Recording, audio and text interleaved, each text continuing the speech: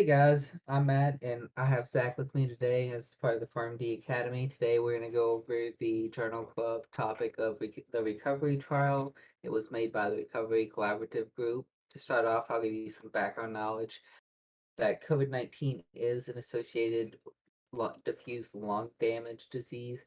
Glucocorticoids may modulate inflammation-mediated lung injury and thereby reduce progression to respiratory failure and death. The purpose of this trial was to see if glucocorticoids such as dexamethasone can improve mortality and convenience.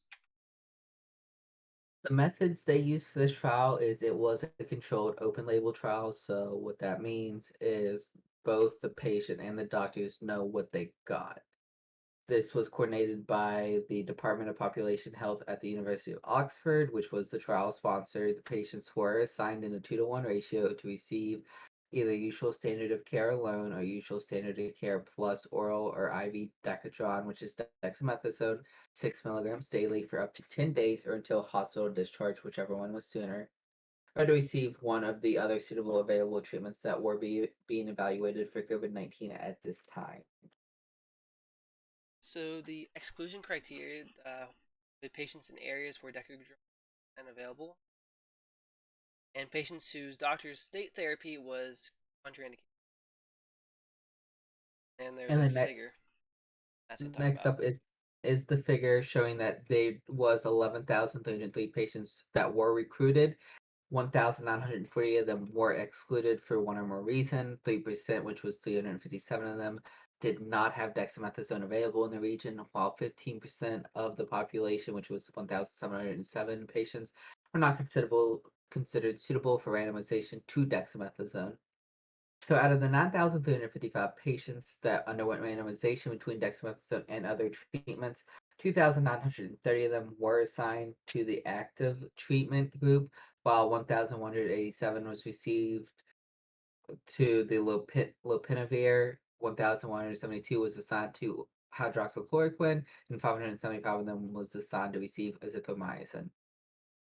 6,425 or 57% of the patients underwent randomization between dexamethasone or usual care, with 2,104 of them being assigned to receive dexamethasone, while 95% of them actually received the drug. 4,321 patients were assigned to usual care, with 8% of them receiving dexamethasone at some point. Out of each group, two, which was 0.1% in the dexamethasone group, withdrew consent, while six withdrew consent in the usual care trial. 4.5% in the dexamethasone group proceeded to second randomization, and 6.4% in the usual care group proceeded to a second randomization. At the end of it, 2,104 patients in the dexamethasone were included in a 28-day intention to treat analysis, while the usual care population of 4,221 were included in the intention to treat analysis. There's a couple of outcomes for this trial. So there was primary outcome, secondary outcomes. Primary outcome was all-cause mortality within 28 days after randomization, while secondary outcomes were time until discharge from the hospital, patients on mechanical ventilations, subsequent receipt of invasive ventilation, and also death. Next up, we have some of the adverse effects. 4 reports of serious adverse effects were deemed by investigators to be related to Decadron. 2 of them was hyperglycemia, which steroids are known to increase blood sugar. 1 for GI hemorrhage and 1 for psychosis, which once again, all these are recognized as normal side effects of glucocorticoids.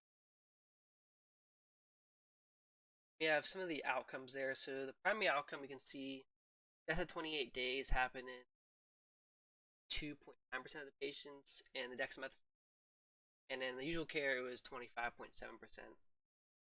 Not because I'm not going to give this.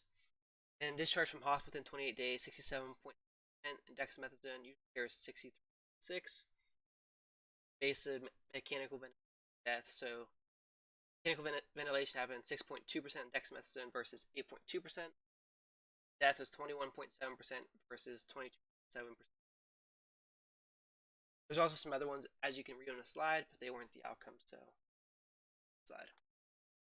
So the conclusion of this trial was that in patients hospitalized with COVID-19, the use of Decadron resulted in lower 28-day mortality among those patients who were not receiving invasive, or among those who were receiving either invasive mechanical ventilation or oxygen therapy alone, but not among those who were receiving no respiratory support.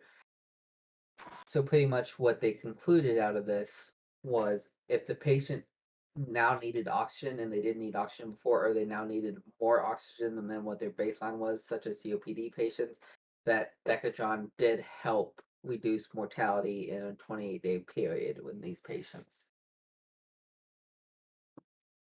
So the impact on pharmacy and practice and medicine. So this recovery trial showed that glucocorticoids, specifically Decadron, can be used in COVID-19 to reduce mortality in those patients requiring oxygen support. The impact here is that we now have a medication that's been tested and proven to be beneficial in specific patients with COVID-19 and has been then updated into the treatment guidelines for COVID-19 to be used in patients.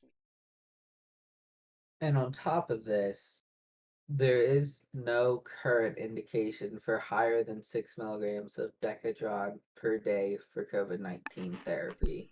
The only approved dosage right now for Decadron is 6 milligrams. You can use other steroids if Decadron is unavailable with the equivalent dosing of those steroids. And it's only recommended for up to 10 days in these patients. It has not been FDA approved for more than 10 days for COVID-19 treatment. Some of the strengths and weaknesses of this trial. The strengths was it had a large population size. It was versus current therapy instead of placebo, which I always like because that kind of gives you an idea of where it stands in the current realm of therapy. And some of the weaknesses that I believe it had was just it was an open label trial, so there's potential for bias.